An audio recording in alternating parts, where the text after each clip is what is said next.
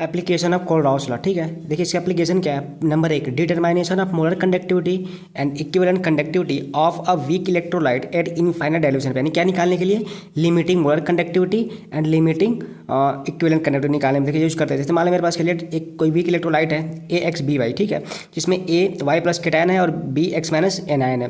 देखिए इसका क्या हो जाएगा, limiting molar conductivity at infinite dilution क्या हो जाएगा, X टाइम्स यानी कि number of cations into molar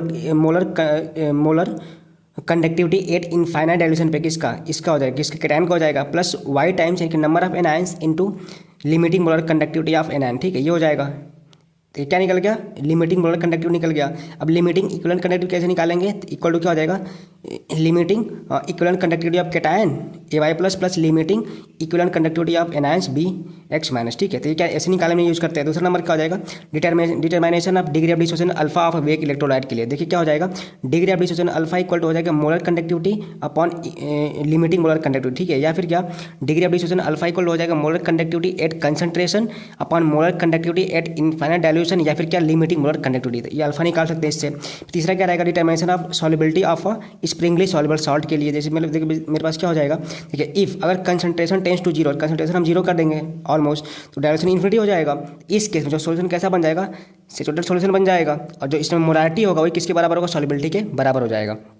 और क्या होगा, एंड जो मोलर कंडक्टिविटी होगा कंसंट्रेशन किसके बराबर हो जाएगा, molar conductivity at infinite dilution के बराबर, यानी कि लिमिटिंग मोलर कंडक्टिविटी के बराबर हो जाएगा। तो इस केस में हमने क्या पढ़ा है कि molar conductivity at concentration equal to क्या होता है, कप्पा इंटू 1000 अपॉन मोलारिटी होता है, या फिर क्या molarity equal to kappa into 1000 upon molar conductivity at concentration होता है। इसलिए यहाँ पर रख देंगे वैल्यू उठा के, मोलारिटी किसकी, सॉल्युबिलिटी के बराबर हो जाएगा, कप्पा तो ऐसे ही रहेगा, 1000 डिवाइड बाई क्या, मोलर कंडक्टिविटी कंसंट्रेशन किसके बराबर हो जाएगा, मोलर कंडक्टिविटी इनफाइनाइट डाइल्यूशन के, यानी क्या, लैम्डा m0। ठीक है, ऐसे हो जाएगा। तो यहाँ से क्या निकलेगा, solubility equal to kappa into 1000 divide by molar conductivity at infinite dilution पे।